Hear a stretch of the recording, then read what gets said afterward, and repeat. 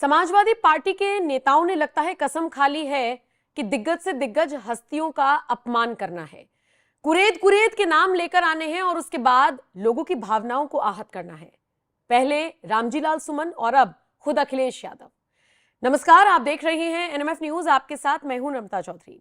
अभी कुछ वक्त पहले की तो बात है, समाजवादी पार्टी के सांसद रामजी लाल सुमन ने राणा सांगा को लेकर एक विवादित बयान दिया था, उन्हें गद्दार तक बता दिया था। उसके बाद से ही उनका ही विरोध नहीं हो रहा, बल्कि अखिलेश यादव का पूरी समाजवादी पार्टी का विरोध हो रहा है। और अंदाजा आप इसी से लगा सकते हैं कि हाल ही में अलीगढ़ में एक निजी कार्यक्रम में अखिलेश यादव को जाना था, तो वहां पर हिंदू संगठन, क्षत्रिय संगठन सड़कों पर उतर आए और कहा कि यहां पर अखिलेश के काफिले को गुजरने नहीं देंगे। जरा सुन लीजिए किस बयान पर इतना विवाद हुआ था। रामजी लाल सुमन को सुनिए। हर बात में एक तो बीजेपी के लोगों का तकिया कलाम हो गया है सभापति महोदय कि मुसलमान इनमें बाबर का डीएनए है। उप सभापति महोदय मैं जानना चाहूंगा कि बाबर का डीएनए मुसलमान में है। हिंदुस्तान का मुसलमान तो बाबर को अपना आदर्श मानता नहीं है, वो तो मोहम्मद साहब को अपना आदर्श मानता है, सूफी संतों की परंपरा को अपना आदर्श मानता है। लेकिन सभापति महोदय मैं जानना चाहूंगा कि बाबर को लाया कौन? बाबर को इब्राहिम लोदी को हराने के लिए राणा सांगा लाया था। तो मुसलमान तो बाबर की औलाद हैं और तुम गद्दार राणा सांगा की औलाद हो, ये हिंदुस्तान में तय हो जाना चाहिए। अगर बाबर की तो आलोचना करते हैं, राणा सांगा की आलोचना नहीं करते। सभापति महोदय, ये बहुत सभापति महोदय, ये देश की एकता, आप अनुभवी आदमी हैं, बातचीत में संसदीय मर्यादाओं का ध्यान रखें, संसदीय मर्यादाओं का ध्यान रखें। जो भी चीजें संसदीय मर्यादा के अनुकूल नहीं है,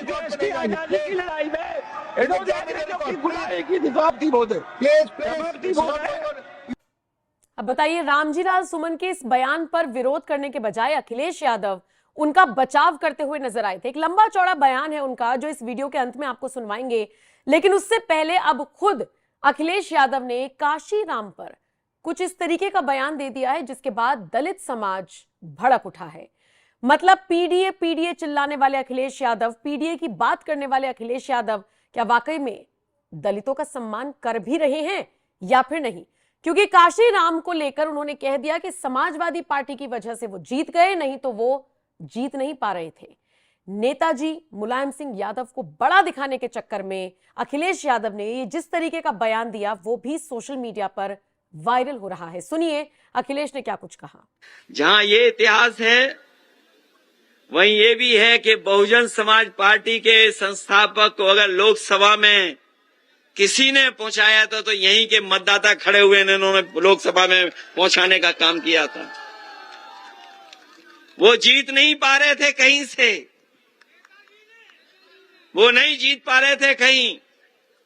वो राजनीतिक परिस्थितियां कैसी थी, हालांकि हमारे पूर्व सांसद आदरणीय राम सिंह साकी जी बैठे हैं, इनके सामने नहीं कहना चाहिए, लेकिन ये बात इतिहास में दर्ज है कि उस समय पर संस्थापक जी को, काशी राम जी को अगर जिताने का काम किसी ने किया था तो नेताजी और समाजवादी लोगों ने लोकसभा में पहुंचाया था। सुन लिया आपने अखिलेश यादव ने क्या कुछ कहा। अब उनके इसी बयान को शेयर करते हुए बीजेपी नेता अमित मालवीय लिखते हैं, अखिलेश यादव ने पहले राणा सांगा को गद्दार कहने वाले सपा सांसद के बयान का समर्थन कर क्षत्रिय समाज का अपमान किया। अब वो दलित समाज के पथ प्रदर्शक काशीराम जी का उपहास कर रही हैं, केवल उन्हें मुलायम सिंह जी से छोटा दिखाने के लिए। ये कहना कि काशीराम जी चुनाव नहीं जीत पा रहे थे और सपा ने उन्हें जिताया, पूरे दलित समाज का अपमान है। अब तो ऐसा प्रतीत होता है कि हिंदू समाज के हर वर्ग से आपको दुर्गंध आने लगी है। सेक्युलरिज्म नाम की इस बीमारी का कोई इलाज भी नहीं है। अब अमित मालवीय के इस ट्वीट पर एक यूजर ने लिख दिया कि भीम आर्मी चीफ इसी का पैर छूता है, मतलब दोनों दलितों को गुमराह कर रही हैं। और इसी तरीके से सोशल मीडिया पर अखिलेश यादव का जबरदस्त तरीके से विरोध हो रहा है। तो आपने रामजी लाल सुमन को सुन लिया, वो किस तरीके से राणा सांगा को गद्दार बताते हुए नजर आए। आपने अखिलेश यादव को सुन लिया, वो काशी राम को छोटा दिखाने की कोशिश करते हुए नजर आए। और इसी के साथ रामजी लाल सुमन का बचाव अखिलेश यादव ने किस तरीके से किया था वो भी आपको देखना चाहिए। उनके उसी बयान के साथ आपको छोड़े जा रहे हैं। बाकी आप इस खबर पर क्या राय रखते हैं? समाजवादी पार्टी के नेताओं की तरफ से ये जो बयानबाजी हो रही है, अभी तो 2027 का चुनाव बहुत दूर है, लेकिन उससे पहले हर पार्टी के दिग्गज नेता को नीचा दिखाने का ये जो सिलसिला शुरू हुआ है, अपने योद्धाओं को गद्दार बताने का सिलसिला जो समाजवादी पार्टी की तरफ से शुरू हुआ है, उसको लेकर आप क्या राय रखते हैं, हमें जरूर बताइएगा। सुमन जी के घर पे हमला हुआ, बीते दिनों जो बयान हुआ था उसके विरोध में कर्मवीर सेना का कहना ये है कि उन्होंने ये किया। मैंने 23 मार्च को प्रेस के माध्यम से ये कहा था, हालांकि मेरी बात की कोई परवाह क्यों करेगा। इतिहास और इतिहास के पन्ने, चाहे हम हों चाहे भारतीय जनता पार्टी के लोग हों, हम लोगों को किसी को भी इतिहास के पन्ने नहीं पलटना चाहिए, क्योंकि इतिहास में क्या घटना घटी है हम इतिहास की उन किताबों को पढ़ रहे हैं, उसकी इंटरप्रिटेशन अपने हिसाब से कर रहे हैं। भारतीय जनता पार्टी ने जब भी इतिहास के पन्ने पलटे हैं तो वो पन्ने पलटे जिससे उन्हें पॉलिटिकल लाभ क्या हो सकता है और राजनीतिक लाभ के साथ साथ नफरत किससे फैल सकती है, कौन राजा था, कौन महाराजा था, किसने क्या किया, वो इतिहास की बात है। आज हम आगे बढ़ने की बात करें। और जो रामजिया सुमन जी के साथ घटना हुई है, निंदनीय है, दुखद है। एक दलित सांसद जो बहुत ही अनुभवी हैं, बहुत सीनियर हैं, उनके घर पर तब अटैक होना जब मुख्यमंत्री वहीं पर हैं। इसका मतलब मुख्यमंत्री जी की सहमति से हुआ है। ये जो जीरो टॉलरेंस की बात करने वालों का जीरो टॉलरेंस ही जीरो हो गया है। बिना उनकी सहमति के, बिना उनकी जानकारी के ये कैसे संभव है कि उसी जिले में वो हैं और सांसद पे के घर पर अटैक हो गया हो। लेकिन मुख्यमंत्री ने अभी पॉडकास्ट में एनआई में बात करी, उन्होंने कहा उत्तर प्रदेश सबसे सुरक्षित और खास करके मुसलमानों के लिए सबसे सुरक्षित है। अगर उन्होंने ये भी कहा कि जहाँ पे 100 मुसलमान हैं वहाँ 50 हिंदू सुरक्षित नहीं, लेकिन 100 हिंदू हैं तो वहाँ मुसलमान सुरक्षित है। लखनऊ जैसी राजधानी में एक महिला जो अयोध्या से चल करके बनारस में नौकरी के लिए, इंटरव्यू के लिए गई और वापस अपने भाई के घर आई, उस महिला के साथ बलात्कार हुआ, उसका सामान लूट लिया गया, उसकी हत्या कर दी गई।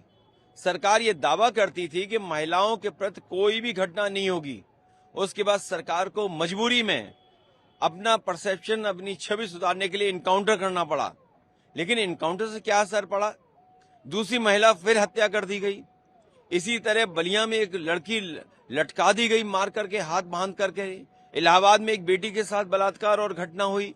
कौन सा जिला नहीं है जहां पर इस तरह की घटनाएं न हो रही हैं? और फिर उन्हीं के सहयोगी दल के विधायक ये कहते हो कि भ्रष्टाचार पुलिस का है, थाने में लूटा जा रहा है, बेईमानी हो रही है।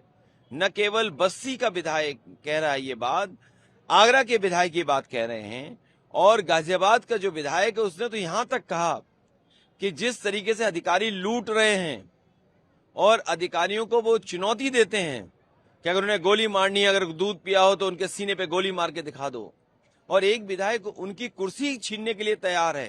तो ये जो सब कुछ हो रहा है, उस सब को छिपाने के लिए मुख्यमंत्री जी इसी तरह की भाषा बोलेंगे। इससे भी ज्यादा कड़वी भाषा बोलेंगे, इससे भी खराब भाषा इसलिए बोलेंगे क्योंकि वो विदाई का समय आ गया है। इतने वर्षों में उन्होंने कुछ काम नहीं किया, 8 साल की कोई उपलब्धि बड़ी नहीं है। बेरोजगारी बढ़ गई, महंगाई बढ़ गई, भ्रष्टाचार बढ़ गया। इन्हें अपने खास अधिकारी को उसके खिलाफ कार्रवाई करनी पड़ी। और सोचिए कब कार्रवाई कर रहे हैं? 8 साल बाद। ये केवल एक अधिकारी नहीं है, ऐसे तमाम वो अधिकारी हैं जिन्होंने उत्तर प्रदेश को लूटा, क्योंकि भारतीय जनता पार्टी ने जनता को गुमराह किया, जनता को धोखा देकर सरकार बना ली। आज जो अधिकारी उनके आसपास हैं, जिनको जिम्मेदारी दी है, वो समझते हैं, वो आज वो उन्हें बेवकूफ बना रहे हैं, सरकार को बेवकूफ बना रहे हैं। उसका परिणाम ये है कि बड़े पैमाने पर भ्रष्टाचार हो रहा है। इन्हीं की सरकार में एक अधिकारी पे आरोप लगा था कि जो उत्तराखंड में पैसा निकला है कई 50 करोड़ से ज्यादा, वो भी इन्हीं का कोई अधिकारी खासम खास था। ये तो खबरें चल रही हैं जो अखबारों में, क्या ये सब मुख्यमंत्री को नहीं दिखाई दे रहा है? और फिर जिस जिले से वो आते हैं, सूदखोर हत्या कर रहे हैं, बेटियां सुरक्षित हैं गोरखपुर में, और उन्हीं के गोरखपुर में गोरखपुर लिंक जो भ्रष्टाचार की बड़ी बड़ी बातें करते हैं। कोई कल्पना कर सकता है कि गोरखपुर लिंक 7,000 करोड़ का बनेगा? जो 2022 में शुरू होना था आज 2025 हो गई, तब भी नहीं शुरू हो पाया। जिस बुंदेलखंड एक्सप्रेसवे को प्रधानमंत्री से उद्घाटन कराया गया, वो एक्सप्रेसवे बनने के बाद से आज तक मेंटेन हो रहा है, मेंटेनेंस चल रहा है। तो ये जो भ्रष्टाचार का खुलासा नहीं हो रहा तो और क्या हो रहा है? सर आपने एक्सप्रेसवे की बात करी, मुख्यमंत्री कह रहे थे कि 1.5 एक्सप्रेसवे इतने सालों में मिला 2017 तक। दूसरी उन्होंने जो अपने 24 के चुनाव की बात करी, जिसको आप लोग कहते हैं कि 24 में जनता ने चेहरा दिखाया, 27 का चुनाव इससे पता चलता है, वो ये कह रहे हैं कि 24 में विदेशी फंडिंग हुई थी और ये जो विपक्ष ने जो संविधान या पीडीए या ये जो सब कुछ था, इससे ढकोसला था, जिसको लोगों ने बाई इलेक्शन में इसका जवाब दिया। अगर विदेश से पैसा फंड हो रहा है तो विपक्ष के पे फंड नहीं हो रहा है, ये सत्ता वालों के पास जा रहा होगा पैसा, सत्ता वालों ने इस्तेमाल किया होगा। कोई कमजोर आदमी को फंड नहीं करता है। कोई फंड अगर करेगा तो लाभ लेने के लिए करेगा और लाभ सरकार में बैठे हुए लोग दे सकते हैं। और सच्चाई तो यह है कि अगर मुख्यमंत्री जी ये बात कह रहे हैं तो वो दिल्ली वाली सरकार से कहें कि जहां जहां जिस देश से पैसा आया है उन एम्बेसडरों की एम्बेसी पर बुलडोजर चलाएं मुख्यमंत्री जाकर के। हमारे उत्तर प्रदेश मुख्यमंत्री जी को वीजा लगवाएं। जिस देश से पैसा आया है भारत में, उस देश में जो हमारे भारत की एम्बेसी है उस पे योगी जी को भेज करके बुलडोजर चलवा दो। आखिरी सवाल है, मुख्यमंत्री से जब अयोध्या और इसका जिक्र हुआ तो उन्होंने कहा काशी में हाईकोर्ट और कोर्ट का मामला है, वरना हम उसको भी वो मथुरा हम ले चुके होते, मथुरा में कोर्ट में मामला चल। ये जाने का जो डर है, जो विदाई का डर है, इसलिए इस तरह की भाषा इस्तेमाल की जा रही है। ये समय जो जनता ने 8 साल खोया है, इसका जवाब क्या देगी सरकार? 8 साल खो दिया, बेरोजगारी बढ़ गई, महंगाई बढ़ गई, बिजली महंगी हो गई, असुविधाएं। आज तो उत्तर प्रदेश में जो विकास की गति होनी चाहिए थी, जो आपकी जीडीपी होनी चाहिए थी, जो पर कैपिटा इनकम होनी चाहिए, जो इन्वेस्टमेंट होना चाहिए था, वो कहाँ दिखाई दे रहा है? और क्योंकि इन्वेस्टमेंट नहीं दिखाई दे रहा है, इन्वेस्टमेंट के बहाने अधिकारियों ने अपनी जेब भर ली, उसका जवाब सरकार के पास नहीं है। सरकार के पास जवाब नहीं है कि उनके अधिकारी उनके नीचे बैठ के लूट रहे थे उत्तर प्रदेश को, जिसकी वजह से उत्तर प्रदेश में कोई निवेश नहीं आया।